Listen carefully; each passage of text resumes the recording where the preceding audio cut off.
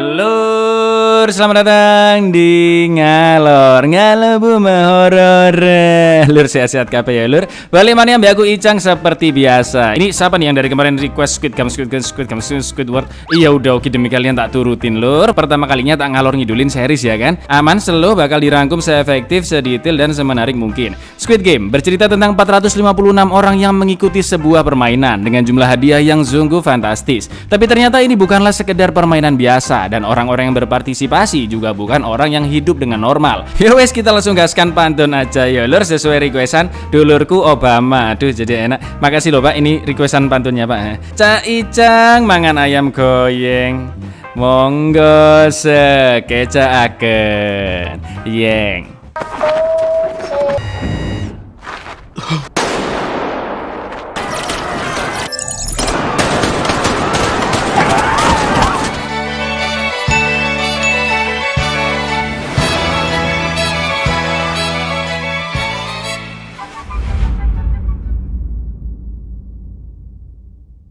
Permainan cumi-cumi adalah permainan anak kecil di Korea, di mana penjaga boleh menggerakkan kedua kakinya, sedangkan penyerang hanya boleh satu kaki. Ada saat di mana penyerang boleh jalan dengan kedua kakinya lur, jika dia melewati pinggang cumi-cumi kayak gini. Dan terakhir, penyerang bisa menang kalau berhasil lolos dan nginjek endas kecilnya cumi-cumi.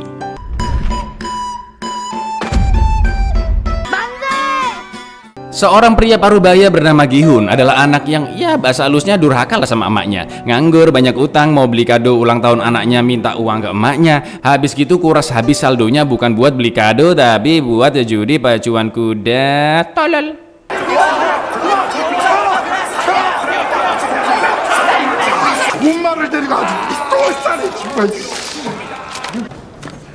Makin kalah makin emosi, makin ketagihan ya kan, pasang lagi lah akhirnya. Tapi kali ini dia berhasil menang, dapat lagi Hun 4 jutaan won dan ngasih tips 10.000 ke mbak-mbak loketnya. Saking senangnya dia langsung ngabarin anaknya Gayong mau request minta hadiah dan makanan apa untuk kadonya nanti. Jadi beneran dibuat beli hadiah lur. Tapi tiba-tiba sekelompok rentenir datang nagih hutangnya Gihun. Langsung kaburlah dia tapi tetap aja ketangkep. Pas mau nyicil utangnya pakai uang 4 juta won, ternyata bolong dong sakunya dan dia keinget pas tadi tabrakan sama mbak-mbak. Wah kayaknya uangku diambil sama dia, batinnya Gihun. Sebenarnya Gihun udah mau dibunuh, tapi karena dia nangis dan janji bakal melunasi hutangnya, Gihun pun diampuni dan diminta mencap jari surat persetujuan penyerahan organnya jika nggak bisa bayar semua utangnya bulan depan. 코피가 왜 잘 나는지 알아? 무슨 혈관이 많아서 그래. 다음 달까지 못 갚으면 여기 심장 하나라, 여기 안구 하나. Karena tidak punya uang, Gihun pun minta dengan sopan 10.000 won yang tadi dikasih ke mbak-mbak loket demi ngambil mainan di mesin capit. Lah kok nggak dapat juga ya kan? Untungnya ada seorang bocil yang jago main dan bantuin Gihun. Setelah berhasil dapat hadiah, Gihun pun langsung menemui anaknya yang selama ini sudah tinggal bersama ibu dan ayah tirinya. Udah cerai mereka ternyata lur. Anaknya Gyeong ditraktir makan topoki dan dikasih hadiah yang tadi. Straight dibuka isinya pistol korek api. Meskipun cuma korek, tapi Gihun langsung mengambilnya lagi biar nggak diomelin sama mantan istrinya. Gihun berjanji di ulang tahun anaknya tahun depan dia bakal ngasih hadiah yang lebih bagus.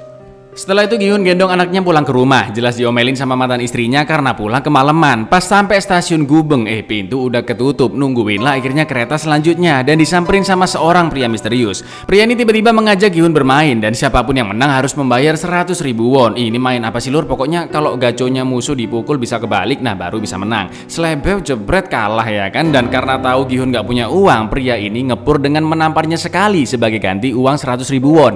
Mengetahui hal tersebut, Gihun minta permainan diteruskan. Mayan kan, nggak bayar 100.000 tapi ditampar doang. Bolak-balik kalah, tampar, sampai akhirnya Gihun berhasil menang.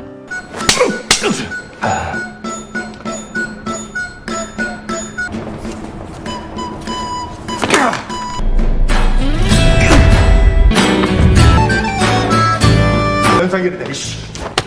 10만 원입니다. 10만 원.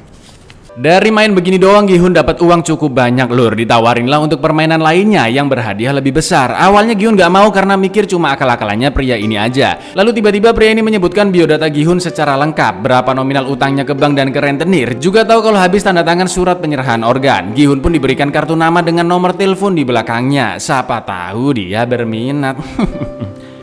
Meskipun Gi-hun seorang berandalan, tukang mabok dan penjudi, tapi hatinya baik banget lur. Dia perhatian dan gak tegaan ke anaknya, ibunya, siapapun lah, bahkan kucing di jalanan. Sesampainya di rumah, Gi-hun langsung pamer dan ngasih banyak uang ke emaknya. Disinilah dia tahu jika Gayong dan kedua orang tuanya akan pindah ke Amerika tahun depan. Itulah kenapa tadi Gayong gak komen apa-apa, karena dia gak bakalan bisa dapat hadiah dari ayah kandungnya tahun depan. Daripada anaknya pergi ke Amerika, lupa bahasa Korea, terus bisa lupa sosok ayah kandungnya, Gi-hun pun berniat merebut hak asuh anaknya dengan satu-satunya cara, yaitu membuktikan bahwa dia bisa membiayai anaknya secara layak. Dan akhirnya diteleponlah nomor yang tertera di kartu nama. 안녕하십니까? 게임에 참가를 원하십니까? 참가를 원하시면 기아의 이름과 생년월일을. Setelah setuju ikut permainan, Gi-hun pun dijemput sebuah mobil yang sudah ada beberapa orang lainnya dan mereka dibius agar tidak tahu di mana lokasi permainan berada. Singkat cerita, dalam waktu bersamaan 456 peserta terbangun dengan nomor di bajunya masing-masing dan Gi-hun adalah peserta terakhir. Lalu terlihat mbak-mbak bernama Sebyok yang nabrak Gi-hun di stasiun lagi berantem sama peserta 101 yaitu Doksu. Karena ada masalah pribadi, nggak pakai lama Gi-hun pun menyela dan minta uangnya dikembalikan. Doksu pun emosi dan mau memukuli Gi-hun karena merasa keganggu. Tapi tiba-tiba datanglah panitia permainan lengkap dengan kostum dan topengnya, bulat dan kotak. Mereka mengatakan jika ke 456 peserta akan mengikuti 6 permainan yang akan diadakan selama 6 hari. Siapapun yang memenangkan semua permainan tersebut akan mendapatkan hadiah uang sangat besar yang akan diumumkan lebih detail saat permainan pertama telah selesai. Salah satu peserta nggak percaya karena mereka kayak diculik lur, belum lagi HP dan dompet peserta diambil juga tanpa izin. Tapi si lambang kotak mengatakan jika itu adalah tindakan menjaga kerahasiaan tempat tersebut. Mereka juga sengaja pakai topeng untuk merahasiakan identitas seluruh staf di sana dan menjaga keadilan pada permainan nanti. Video saat mereka semua main pukul gaco pun diputar dan panitia mengetahui semua utang-utang mereka yang nominalnya sungguh fantastis. Panitia pun memberikan 2 pilihan, pulang dan dikejar-kejar oleh rentenir lagi atau mengambil tawaran bermain di sana. Ya udahlah ya, mereka semua akhirnya mencoba tanda tangan.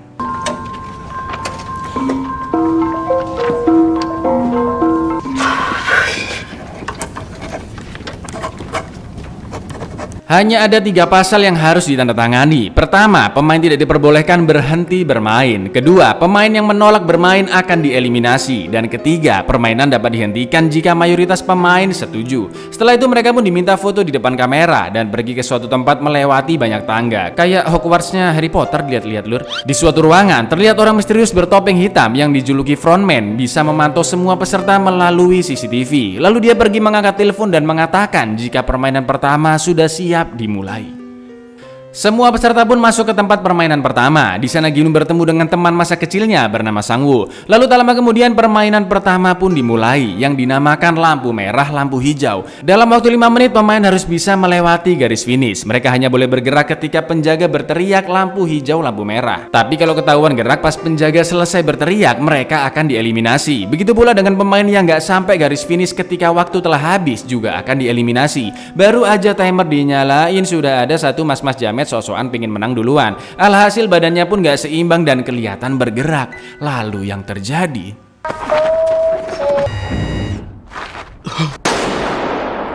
ditembak dong, bukan ditembak jadian lur, beneran ditembak mati. Astaga. Krik. Tapi pemain lain mikirnya bercanda ini ya. Sampai akhirnya pemain kedua kena tembak dan kepanikan pun terjadi. Otomatis mereka semua yang berlarian langsung ditembak mati. 개쇼하지 말고 일어나.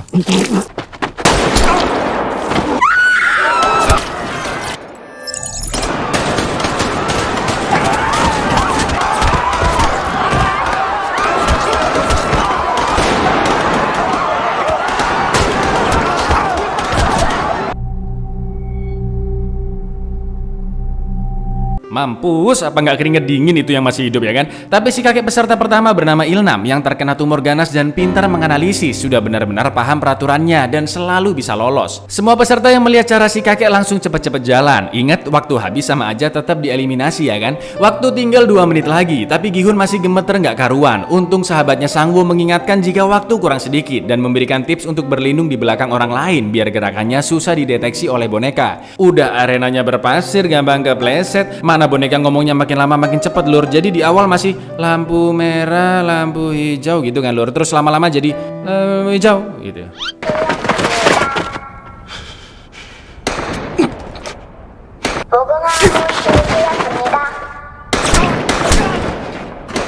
Dalam ketegangan seperti itu, terlihat drama antara Doksu yang diganggu oleh Sebyok, juga Gi-hun yang harus merubah sifat ketidaktegaannya demi bertahan hidup. Banyak peserta yang tewas meskipun hanya ketahuan gerak sedikit. Ketika Gi-hun hampir sampai garis finish, dia terlalu buru-buru dan kepleset mayat. Untungnya peserta 199 bernama Ali menahannya, dan akhirnya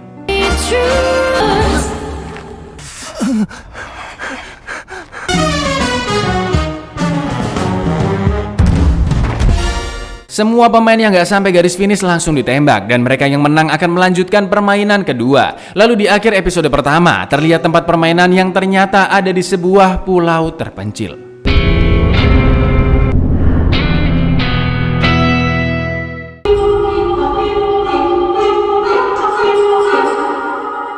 Semua pemain yang tewas atau sekarat dimasukkan ke dalam peti, sedangkan semua pemain yang selamat masih syok dengan permainan mengerikan ini. Gi-hun pun berterima kasih kepada Sang-woo dan Ali yang sudah menyelamatkannya. Setelah itu panitia kembali masuk dan mengumumkan hasil dari permainan pertama, di mana pemain yang tersisa adalah 201 orang. Itu artinya sebanyak 255 orang telah tewas. Banyak orang yang memohon agar permainan ini dihentikan, dan Sang-woo mengatakan pasal ketiga, yaitu permainan bisa dihentikan jika mayoritas pemain setuju untuk berhenti. Oke, setelah ini akan diadakan voting, kata panitia. Tapi sebelum itu, sesuai janji, panitia mengeluarkan sejumlah uang sebagai hadiah permainan pertama, di mana setiap satu orang yang tewas akan diganti dengan 100 juta won atau setara dengan 25,5 miliar won, karena 255 orang telah tewas. Jadi kalau di total 456 pemain, grand prize-nya ya 45,6 miliar won atau sekitar 500-an miliar rupiah. Kalau mereka berhenti bermain, maka keluarga dari orang-orang yang tereliminasi akan mendapatkan 100 juta won, dan mereka yang masih hidup nggak dapat apa-apa.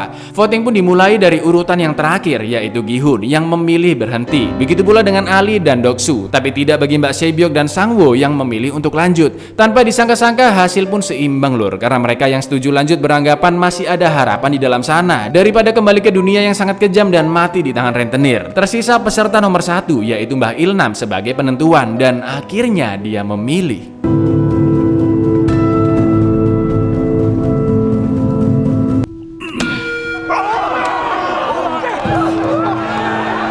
mereka yang setuju lanjut masih protes karena ingin bermain, tapi peraturan tetap peraturan. Panitia bilang mereka masih membuka kesempatan jika mayoritas pemain ingin berpartisipasi lagi, dan mereka semua pun akhirnya dipulangkan. Gi-hun diturunkan bareng Sebyok, udah dibantu ngelepasin ikatan. Sebyok nggak mau bantuin balik daripada ditagih uang yang dulu pernah dicurinya, ya kan? Di lain tempat, Sang-woo diturunkan dengan Ali, dan karena Ali nggak punya uang, Sang-woo pun memberikannya ongkos buat naik bis balik ke rumahnya. Keesokan paginya Gi-hun melaporkan semua kejadian itu ke polisi. Ada permainan anak kecil lah, kalau kalah dibunuh, ada hadiah, semuanya lah pokoknya. Tapi karena ceritanya nggak masuk akal, nggak tahu di mana lokasinya, kayak gimana muka para pembunuhnya, dianggap gendeng lah si Gi-hun, ya kan. Gi-hun pun semakin jengkel dan meminta polisi menelpon nomor yang ada di kartu nama. Tapi yang ngangkat malah mbak-mbak baru bangun tidur dan marah-marah gara-gara ditanya hal nggak penting. Gi-hun akhirnya diusir dari sana, dan anehnya ketika dia sendiri yang mencoba menelpon nomor itu, sekarang nggak aktif dong, padahal barusan yang ngangkat mbak-mbak. Karena ibu Gi-hun gak ada di rumah, dia pun pergi keluar dan malah ketemu dengan Sang-woo. Ternyata Sang-woo utang sebanyak 6 miliar won, sampai-sampai menjaminkan semua asetnya, termasuk rumah dan toko milik ibunya. Tak lama kemudian Gi-hun dapat telepon dari rumah sakit bahwa ibunya sedang dirawat gara-gara diabetes akut dan kakinya harus diamputasi. Meskipun kondisinya sangat parah, tapi Mak Gi-hun memutuskan untuk pulang karena dia nggak punya uang. Mau pakai asuransi juga nggak bisa karena semua uangnya sudah dihabisin sama Gi-hun. Udah bu, kutuk aja udah kutuk. Gi-hun pun sangat terpukul mendengar perkataan ibunya. Sambil marah-marah dia berjanji akan membawa uang yang sangat banyak. Di lain tempat, seorang polisi detektif bernama Junho mencari keberadaan kakaknya yang sudah cukup lama menghilang dan mendatangi kos-kosannya. Di dalam sana Junho menemukan kartu nama yang sama seperti milik Gi-hun di kantor polisi. Merasa ada yang mencurigakan, Junho pun menanyakan ke polisi jaga siapa nama dan di mana alamat Gi-hun. Di tempat lain terlihat para pemain yang juga mengalami masalah pelik. Ali sebagai pekerja asing sudah nggak dibayar 6 bulan, padahal bosnya punya banyak uang lur, sampai akhirnya terjadi insiden nggak sengaja mutusin jari bosnya. Sama seperti jarinya yang sudah diamputasi, dan dia langsung kabur membawa uang milik bosnya.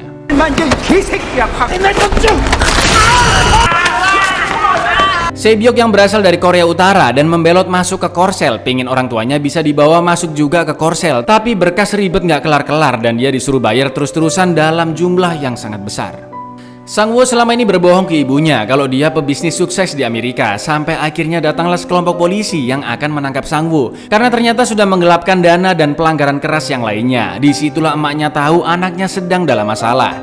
Samwo yang lagi stres menyendiri di hotel mendapatkan kiriman kartu nama lagi, tapi bukan nomor di belakangnya, melainkan tanggal, waktu, dan tempat penjemputan yang sama seperti sebelumnya jika Sangwoo berminat berpartisipasi lagi. Doksu yang seorang gangster mengandalkan uang dari morotin preman-preman di sana. Doksu mengatakan ke anak buahnya untuk membawa anggota-anggota lainnya dengan senjata dan membobol markas permainan untuk mengeruk semua uangnya. Ternyata Doksu punya utang ke bos atasnya lagi dan semua anggota gengnya diminta membunuh Doksu saat itu juga. Merasa telah dijebak, Doksu pun membunuh satu anggotanya lalu melarikan diri dari sana. 넌 좆됐어 이 병신새.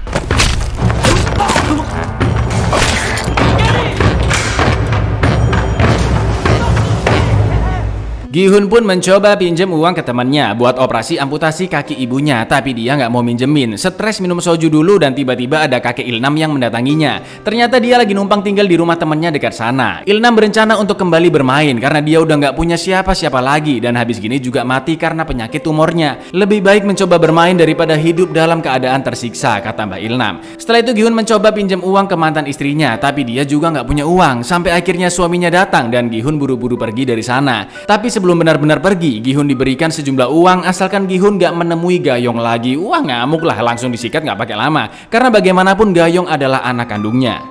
Saat pulang, Junho mendatangi Gi-hun. Dia menanyakan tentang orang-orang yang diculik dan mengikuti sebuah permainan. Meskipun Junho udah bilang dia sedang mencari kakaknya yang hilang, tapi Gi-hun yang sudah tidak memiliki semangat hidup mengatakan jika dia nggak tahu apa-apa yang dimaksud oleh Junho.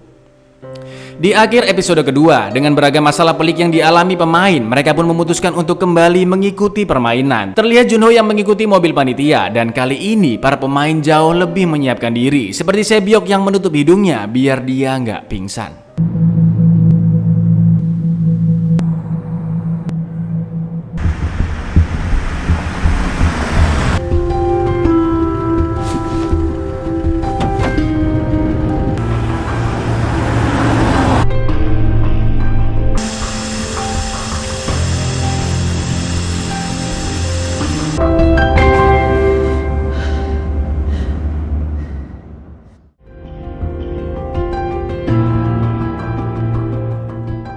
Setelah menempuh perjalanan 2,5 jam, mobil sampai di pelabuhan Mujin. Junho pun terus menguntit mobil-mobil tersebut dan gandol ke mobil paling belakang. Setelah semua mobil masuk ke dalam kapal, panitia mengecek kondisi semua peserta. Lalu saat Junho yang pura-pura tertidur diperiksa, dia langsung membunuh panitia dan menyamar memakai kostumnya. Mayatnya pun dibuang bersama dompet identitasnya Junho. Setelah sampai di tempat permainan, semua pakaian, elektronik, dan aksesoris disimpan oleh panitia. Di saat itulah Sebyok diam-diam mengambil pisaunya panitia. Total 187 orang kembali ke sana dan otomatis hadiah semakin besar, yaitu 26,9 miliar won. Gi-hun pun kembali bertemu dengan Sangwoo dan Ali. Lalu mereka bertiga memutuskan untuk bekerja sama menjadi satu tim karena nggak tahu permainan seperti apa selanjutnya. Siapa tahu butuh kerjasama, ya kan? Ilnam yang mendengarnya juga minta ikut bergabung dan Gi-hun pun menerimanya. Di lain sisi, Doksu dan anggota barunya mengajak Sebyok bekerja sama, tapi jelas langsung ditolak olehnya dan malah mak-mak bernama Miryong yang ingin gabung dengan Doksu. Ya boleh, tapi harus asal dulu denganku, kata Doksu. Emang omesu Doksu.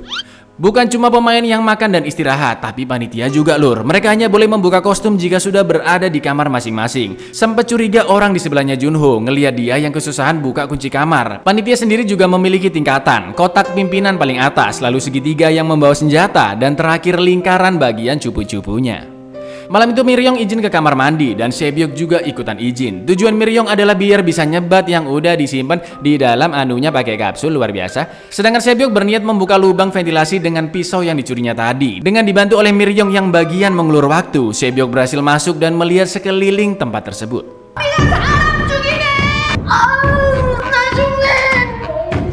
Di suatu tempat, Sebyok melihat panitia yang sedang melelehkan gula. Oh, mungkin ini buat permainan selanjutnya, mikirnya. Untung aja Sebyok kembali tepat waktu ketika panitia masuk ke dalam toilet. Keesokan paginya, Sebyok pun memberitahu Miryong jika panitia semalam sedang melelehkan gula. Lalu saat sarapan, terlihat seorang pemain mencari sesuatu di dalam rotinya dan akhirnya menemukan sebuah petunjuk. Setelah itu permainan kedua pun akan dimulai. Sangwoo yang mendengar pembicaraan Sebyok dan Miryong semalam bertanya apa yang sudah dilihatnya. Karena Sangwoo bilang permainan-permainan berikutnya kemungkinan permainan anak kecil dari Korea Selatan dan Sebyok orang Korea Utara. Akhirnya diberitahulah apa yang dilihatnya, tapi Sangwoo masih belum tahu apa permainannya. Ketika masuk ke dalam arena, Sangwoo akhirnya sudah paham apa permainannya, tapi kurang ajarnya dia nggak mau ngasih tahu teman-teman setimnya dong. Kuis. Seluruh pemain diminta berbaris memilih simbol di depan. Ada segitiga, bulat, bintang, dan juga payung. Sangwoo menyarankan agar mereka memilih simbol yang berbeda dan dia langsung memilih simbol segitiga. Ali memilih lingkaran, Ilna memilih bintang, lalu Gi-hun memilih payung. Sedangkan Sebyok mengikuti apa yang dipilih oleh Sangwoo. Ternyata permainan kedua adalah memotong gulali sesuai simbol yang mereka pilih dengan jarum jahit. Sudah jelas segitiga paling gampang kan lur, makanya dipilih sama Sangwoo. Ingat tadi mas-mas yang nyari sesuatu di dalam roti? Ternyata di dalamnya ada petunjuk bertuliskan gulali. Maka dari itu dia juga memilih simbol segitiga. Yang mampu siapa? Gi-hun jelas milih payung dong. 여러분이 뽑아야 할 모양입니다. Bentuk potongan harus sepresisi mungkin dan waktu di permainan kedua adalah 10 menit. Udah gulali itu padet lur, motong-motongnya pakai jarum kan susah. Belum lagi kena mental diliatin panitia segitiga. Kepotong atau kepotek dikit aja, langsung mati.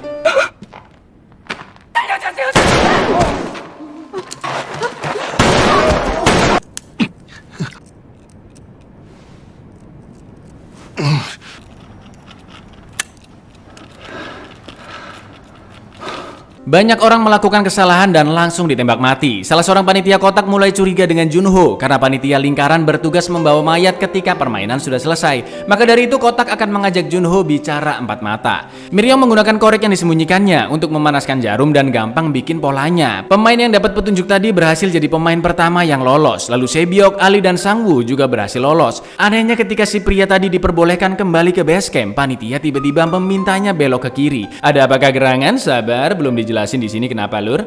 Waktu kurang 3 menit lagi, tapi perjalanan Gi-hun masih jauh bosku. Sampai akhirnya dia mendapatkan ide ketika keringatnya menetes bahwa gulali akan meleleh jika terkena cairan, terutama di bagian simbolnya yang lebih tipis. Gi-hun pun langsung menjilati gulalinya sampai pola tersebut semakin terlihat. Sedangkan Mak Miryong dengan songongnya pamer bentuk sempurna yang dia buat. Udah curang pamer lagi.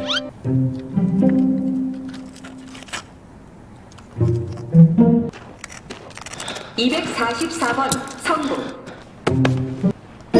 212번 성공. Pemain lain yang melihat cara Gi-hun langsung mengikutinya dan alhamdulillah Gi-hun pun berhasil lolos lagi-lagi di detik-detik terakhir.